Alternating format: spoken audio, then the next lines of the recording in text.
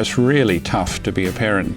You can't not have crises in families. You know, we had 2 or 3 instances for a couple of hours where we thought we may have lost them. And it's really tough to feel in some way so helpless in it. Noel, how was your weekend? Oh, weekend, it was fantastic, really fantastic. My eldest son came to visit with his family, 2 little boys, and we just had a great time. They live in the city, you know where we live, up in the country. Yep. So we could do things that they can't do. So we made a fire in the backyard, we cooked sausages. They'd never been able to do that before. A real country little break. Then after lunch we went out and flew kites in the spare paddock. It was just a great day. And see the little grandkids growing up. It was just fantastic. Really loved it. I wish maybe one day I can get there, maybe, with our family. So.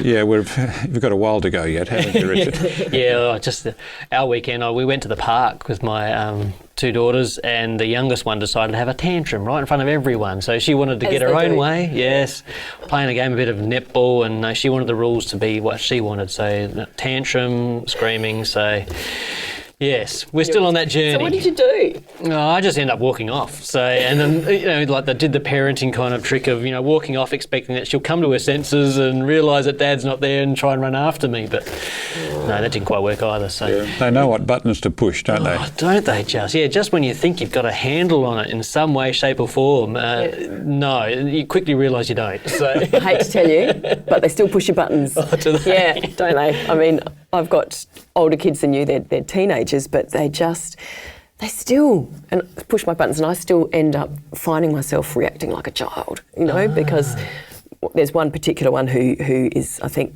I hate to admit it, but I think he's very similar to me in personality, and we're quite fiery, and so we have these very loud and interesting, passionate discussions, and I find myself reacting like a child, like I was when I was his age, and I just have to keep reminding myself, you're the adult. It's just, so yes, and it's all about, them stretching their independence at my age, because, at your kids' age, they, you've still got that semblance of control. Now mine are bigger than me, and I can't really say you must do, it's just, it's about working out where to go from here and what stage and what works now. But it's just, yes. And it's not just that they are at different stages, my family to yours, but that even as they're growing up, each of the children is different. Yes. From when they come out, virtually within 2 weeks, we can see the difference in their personalities, and those personality traits have followed them all the way through. Absolutely. It doesn't matter what you do. That's who they are. I think my youngest even came out with a cheeky smile. So yes. Yes. I bet. And I saw I'm in trouble here with this one, but I love it to death. And the crises happen. You can't not have crises in families. We had 2 or 3 instances for a couple of hours where we thought we may have lost them, physically died or lost them in other ways.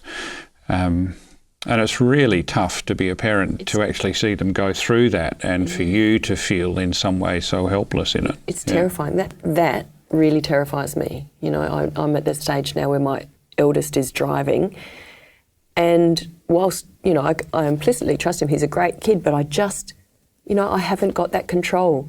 And I have to just, I find myself praying constantly that he'll be okay, and it does get easier, but just that in these initial stages, it's really hard that they're becoming their own adult, and that letting go is a journey for me just as much as for them. So, I mean, how do you get to where you are now?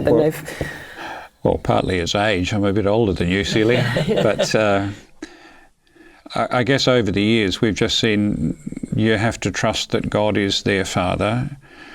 And God is our Father. Like God is the Father of us as the parents, God is the Father of them as the children. He can be the Father for them when I can't be there for them. And somehow in it all, as you trust, lots of prayer, lots of sleepless nights sometimes, but He works it all out. And this stage of life, I'm just so thankful. I'm just deeply thankful to see where they are growing up. They've got their own kids now, starting to make the same mistakes that we made with them. But you don't get a manual when you're a parent. This all gives me great hope, especially with my youngest. So hearing that God is like a loving parent who loves me, and then being able to reflect that relationship with God back into my own relationship with my daughter gives me great hope.